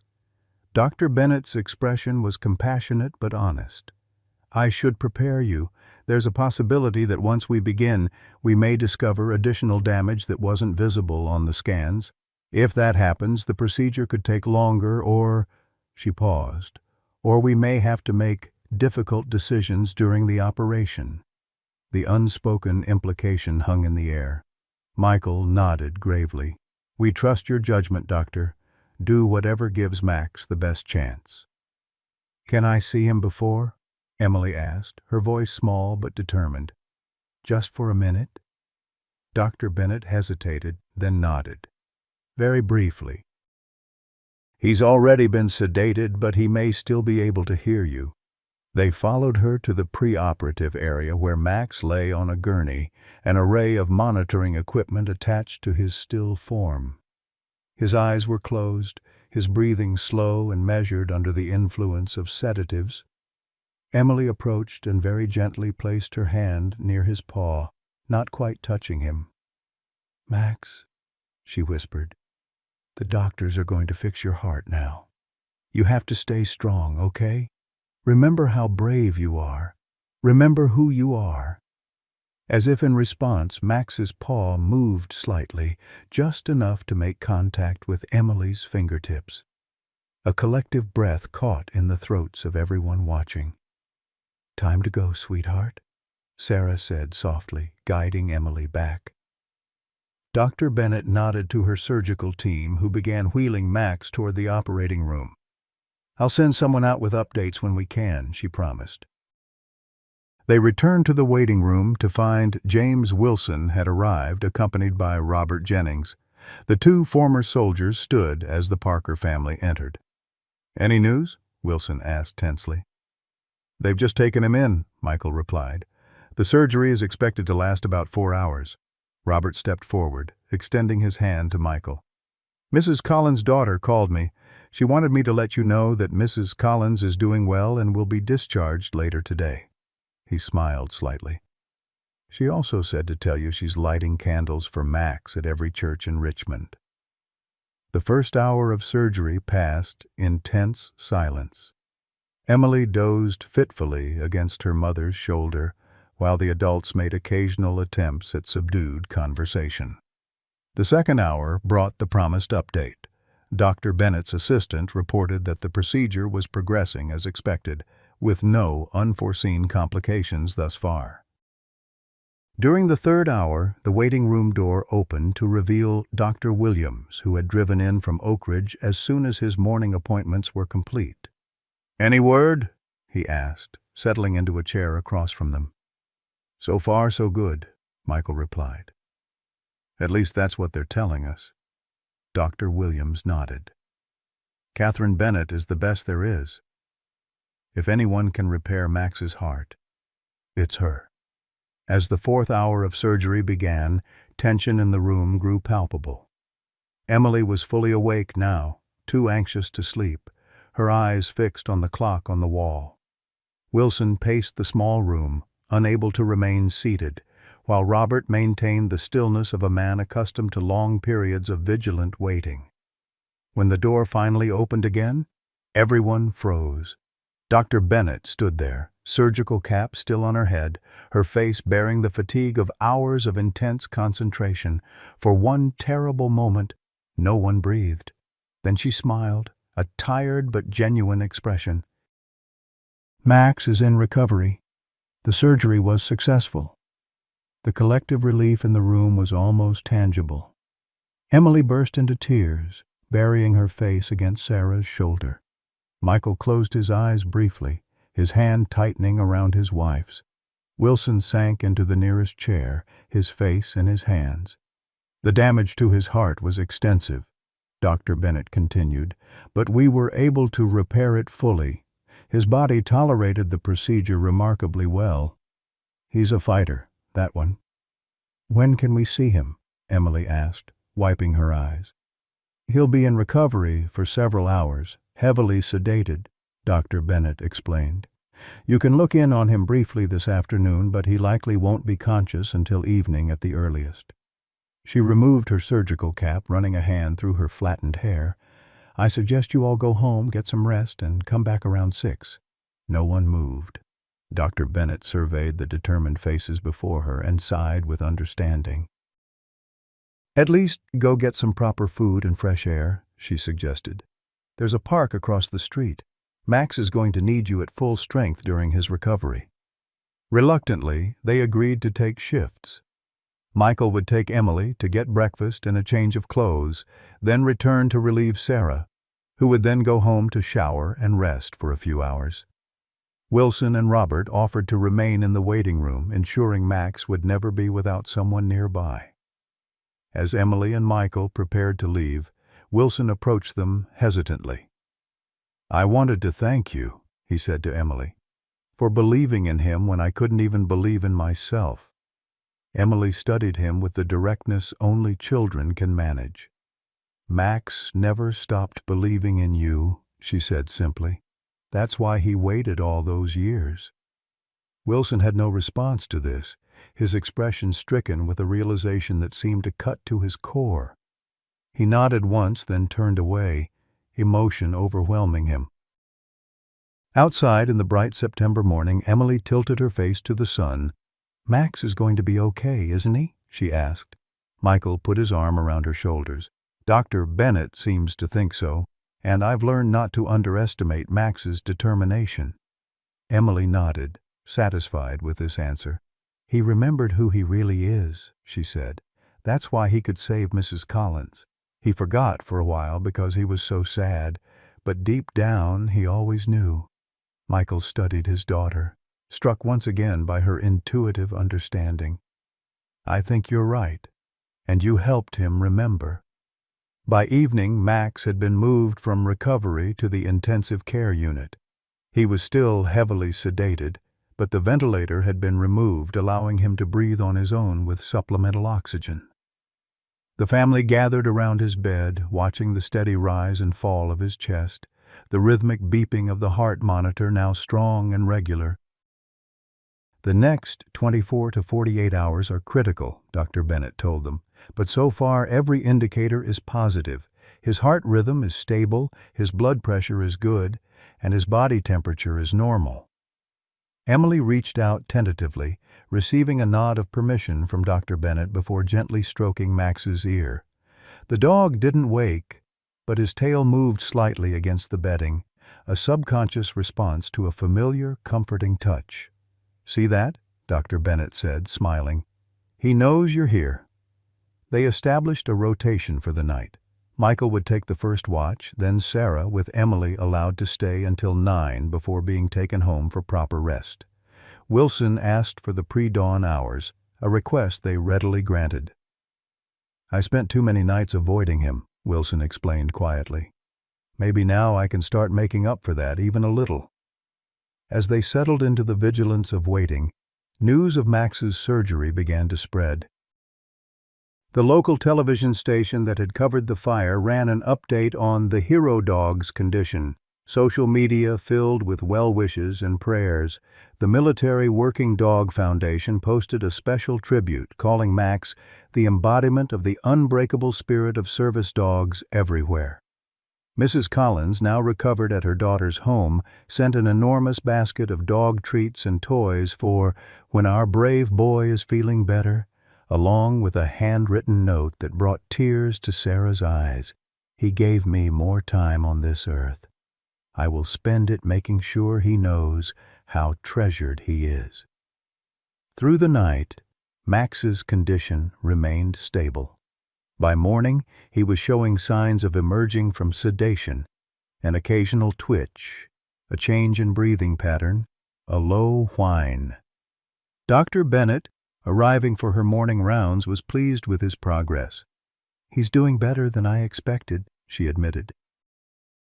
"I'd like to start reducing his sedation today, let him wake up gradually." By noon, Max's eyes were opening for brief periods, unfocused but responsive to voices. By mid-afternoon, he was awake enough to recognize Emily, his tail weakly thumping when she spoke to him. "The worst is behind us," Dr. Bennett announced after examining him. "Barring any unforeseen complications, I believe Max is going to make a full recovery." The news unleashed emotions they had all been holding in check. Sarah wept openly. Michael's shoulders sagged with relief, and Emily threw her arms around Dr. Bennett in an impulsive hug that the surgeon returned with a warm laugh. James Wilson, who had been standing quietly in the corner of the room, approached Max's bed. The dog's eyes tracked him, but without the fear that had previously shadowed their interactions. Wilson extended his hand slowly, palm up, and held it near Max's nose. Max sniffed once, twice, then gave Wilson's fingers a small, tentative lick.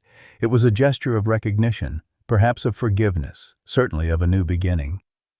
Wilson's composure cracked, tears streaming freely down his face as he gently, reverently touched the dog's head for the first time in years. "Welcome back, partner," he whispered. "Welcome back." 6 weeks after his surgery, Max stood in the Parkers' backyard, his head high, his amber eyes alert as he surveyed his domain. The autumn breeze ruffled his coat, now thick and glossy with proper nutrition and care, and carried the scent of fallen leaves and distant wood smoke. Though still leaner than a typical German shepherd his age, his frame had filled out, muscle returning to once wasted limbs. "Look at him," Sarah said softly, standing beside Michael on the back porch. "You'd hardly know he's the same dog." Michael nodded, watching as Emily tossed a soft rubber ball a short distance for Max to retrieve, one of the moderate exercise activities approved by Dr. Bennett during his recovery. "It's not just his physical appearance," he observed. "His whole demeanor has changed. There's confidence there now, dignity." The transformation had indeed been remarkable. After 5 days in the veterinary hospital, Max had returned home to begin his recovery.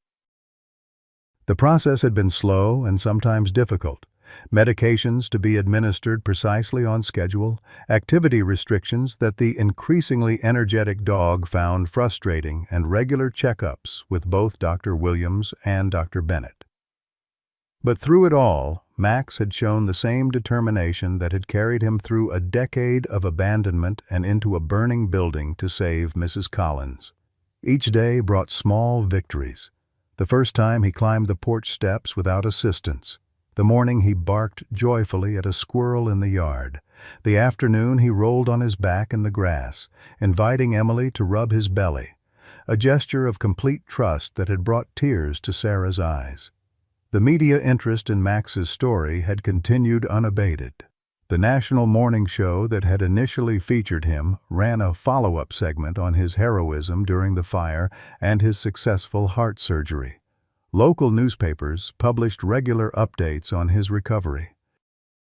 A children's book author had even approached the Parkers about writing Max's story for young readers, with proceeds benefiting the Military Working Dog Foundation. Most meaningful, however, had been the development of James Wilson's relationship with Max. The former handler visited regularly, each interaction marked by increasing comfort on both sides. Wilson had begun participating in therapy sessions with Michael, working through his PTSD and the complex guilt surrounding his treatment of Max. He had also started volunteering at a local veterans center, sharing his story with others struggling with the invisible wounds of war. "Mr. Wilson is coming at 4, right?" Emily called from the yard, interrupting Sarah's reflections. "Yes, and he's bringing Robert and some of the other veterans," Sarah confirmed. "Remember, Max needs to stay calm during the gathering. No exciting games." Emily nodded seriously.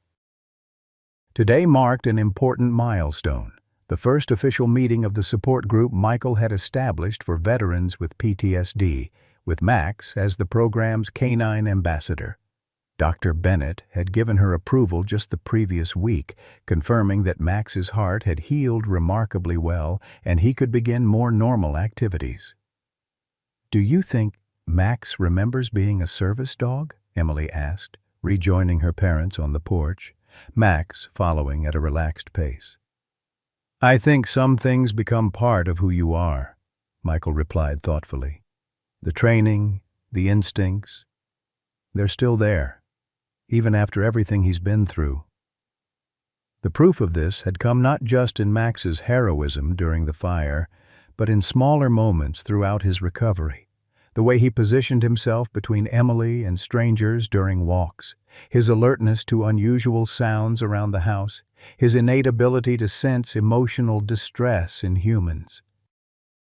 One particularly telling incident had occurred when Sarah experienced a migraine so severe she could barely make it to the bedroom. Max had stayed beside her bed for hours, occasionally resting his head gently on her arm as if monitoring her condition. As 4 o'clock approached, they prepared the living room for the meeting. Sarah arranged chairs in a circle while Emily placed a new orthopedic dog bed, a gift from Mrs. Collins, near Michael's seat. Max watched these preparations with interest, seeming to understand that something significant was about to happen. James Wilson arrived first, carrying a small canvas bag. "Brought something for Max," he explained, reaching inside to produce a polished wooden box. "Robert helped me track these down." Inside the box, nestled in velvet, lay Max's original military service medals and tags. Wilson had cleaned and mounted them properly, creating a display that honored the dog's service. "I thought maybe you could put it somewhere in the house," he said, suddenly uncertain. "If you want to, that is." "It's perfect," Sarah assured him, deeply touched by the gesture. "We'll put it on the mantel where everyone can see it." As the other veterans began to arrive, 6 men and 2 women of varying ages, all referred by the local VA office, Max greeted each one with dignified interest. He showed no anxiety, no fear, just a calm, steady presence that seemed to put the more nervous participants at ease. "He's a natural," Robert whispered to Michael as they observed Max gently approach a young woman whose prosthetic leg had initially made her hesitant to enter. The dog sat quietly beside her chair, not demanding attention, but simply offering companionship until her tension visibly eased. The meeting began with introductions and Michael's brief explanation of the program's purpose. "This is a space where experiences can be shared without judgment," he explained. "Max is here not just as a mascot, but as a fellow survivor of trauma who's finding his way forward. Sometimes it's easier to connect with an animal first, then gradually with each other." As the veterans began to share their stories, halting at first, then with increasing openness, Max moved quietly around the circle, occasionally pausing beside someone who seemed particularly distressed. His presence had a calming effect that Michael, with all his professional training, could never quite achieve. "It's like he knows who needs him most," Wilson observed during a break, watching as Max sat patiently beside a former Marine who had been struggling to speak about his experiences. "He always did have that gift." The meeting lasted 2 hours, ending with a sense of cautious optimism. As the veterans prepared to leave, many stopped to thank the Parkers and to give Max a gentle pat or scratch behind the ears. The dog accepted these gestures with quiet dignity, his amber eyes watching each person with what seemed like understanding. "Same time next week?" Robert asked as he helped Michael rearrange the furniture. "Absolutely," Michael confirmed. "I think we're onto something important here." After the last guest had departed, Emily led Max to the backyard for a short evening walk. Sarah and Michael watched from the kitchen window as their daughter and the dog moved across the lawn in the golden light of sunset, 2 silhouettes in perfect harmony. "Do you ever think about how close we came to not finding him?" Sarah asked softly. "If we'd chosen a different house, if the realtor had removed him before we arrived?" Michael put his arm around her shoulders. "I believe some connections are meant to be. Max needed us, yes, but I think we needed him too, especially Emily." Their daughter had indeed blossomed since Max's arrival. The shy, anxious child who had struggled after being bullied at her previous school had transformed into a confident, compassionate young person. Her teachers at the new school frequently commented on her empathy and leadership, qualities that had emerged alongside her dedication to Max's recovery. That night, as had become their custom, Emily read aloud to Max before bedtime.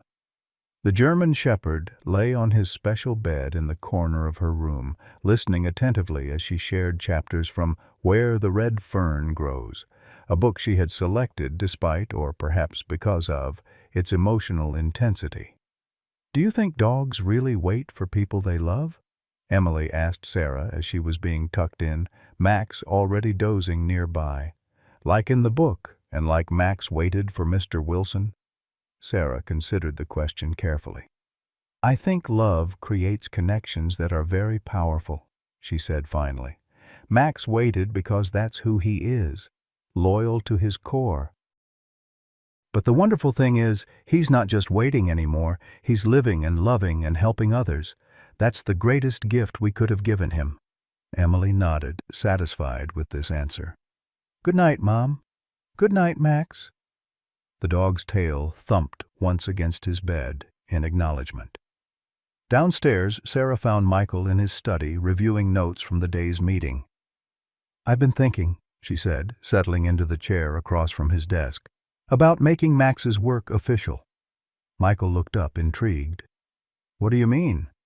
"Service dogs typically retire around 10 years of age," Sarah explained.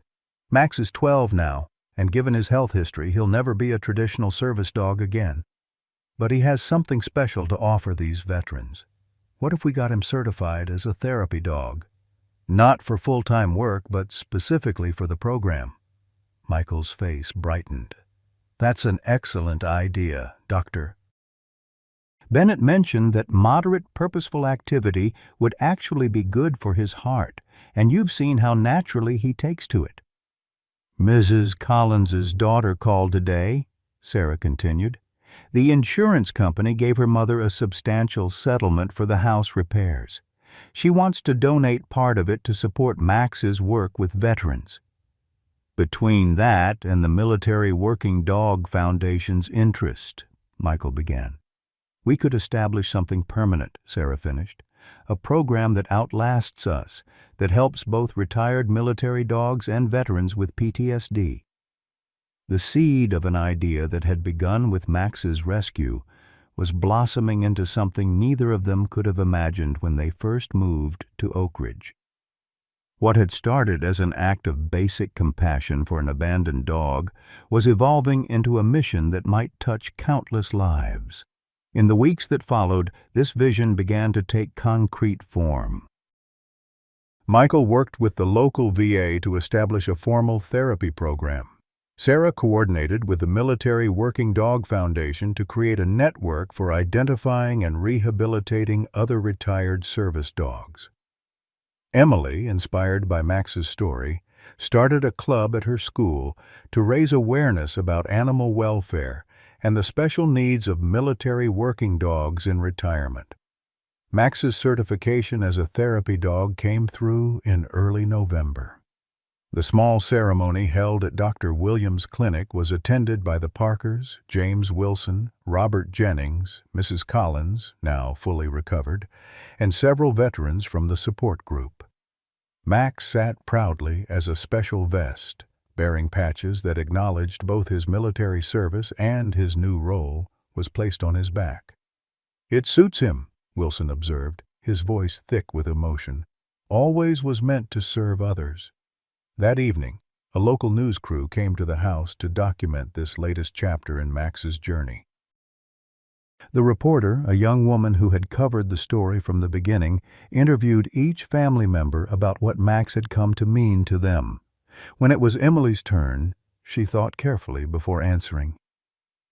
"Max taught me that being hurt doesn't mean you stop being brave," she said, her hand resting gently on the dog's head. "And that sometimes the bravest thing is to trust again, even when you've been let down before." The camera captured Max looking up at her with clear devotion, his transformation from the frightened, abandoned dog they had discovered just months earlier, nothing short of miraculous. Later that night, after the excitement had faded and the house was quiet, Max made his rounds. This had become his nightly ritual, checking on each family member before settling down to sleep. He padded softly into Emily's room, confirming she was sleeping peacefully. He visited Sarah and Michael's room next, receiving gentle pats before continuing downstairs. There, he paused at the front window, looking out at the quiet street, no longer watching for someone who would never return, but simply surveying his domain, secure in the knowledge that he was home, that he was valued, that he was loved. In the silvery moonlight filtering through the curtains, Max's profile was regal, a shadow of the proud military dog he had once been, now tempered by age and experience, but undiminished in spirit. The medals on the mantelpiece caught the light, a glinting reminder of his first life of service. The therapy vest, draped over a chair, spoke of his new purpose. Max turned from the window and settled on his bed near the hearth, where embers still glowed warmly. As he drifted toward sleep, the weight of 10 years of waiting seemed to lift entirely from his shoulders. The chain that had bound him, physically and emotionally, was gone, replaced by bonds of love and purpose that had given him not just a second chance, but a whole new life. Outside, the first snowflakes of winter began to fall, covering Oak Ridge in a gentle blanket of white. Inside, Max dreamed not of abandonment but of open fields, of running free, of belonging. He dreamed of tomorrow's therapy session, of Emily's voice reading stories, of Sarah's gentle hands checking his surgical scar, of Michael's reassuring presence. He dreamed, in his canine way, of a future bright with possibility, a future that had seemed impossible on that day when the Parkers first discovered him tied to a tree, but which now stretched before him like an open path, inviting him forward into the warmth of days yet to come. In the morning, he would wake to Emily's cheerful voice. He would accompany Michael to the Veterans Center, where his calm presence would help heal invisible wounds. He would sit beside Mrs. Collins as she visited for tea, his head resting against her knee in quiet communion. He would watch with patient eyes as James Wilson continued his own journey toward healing, the two of them finding redemption together. But for now, Max slept peacefully, his breathing deep and even, his heart, once broken in more ways than one, now strong and steady in his chest. The old German shepherd had come home at last, not to the place where he had waited so long, but to the people who had seen his worth and helped him remember who he truly was. A hero, a healer, a friend, a beloved companion whose unexpected journey from abandonment to purpose had touched countless lives and would continue to do so for all the days that remained to him, each one a gift, each one lived with the dignity and grace that had always been his, waiting to be rediscovered.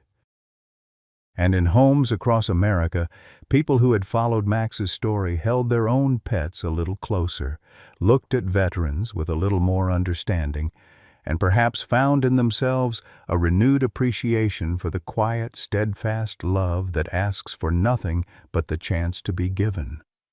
For in the end, that was Max's greatest legacy, not just his heroism or his service, but the simple, profound reminder that even the most broken heart can heal, even the most abandoned soul can find its way home, and even the darkest night eventually gives way to dawn. Max's journey from abandonment to healing reminds us that it's never too late for a second chapter. After 10 years chained to that oak tree, this loyal German shepherd showed us what resilience truly means. Like many of us who've weathered life's storms, loss, heartbreak, retirement uncertainties, Max never lost his capacity to love and serve others. His story touches something deep within us because we too know what it means to feel forgotten, to wonder if our best days are behind us. But when the Parkers discovered Max, they didn't see a broken, aging dog. They saw his worth, his dignity, his potential.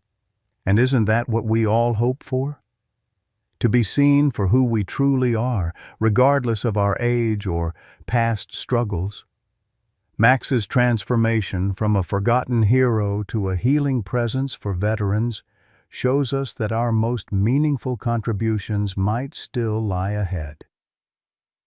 Have you ever experienced an unexpected new beginning in your later years?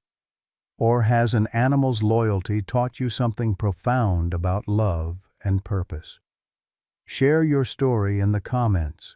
Your words might be exactly what someone else needs to hear today.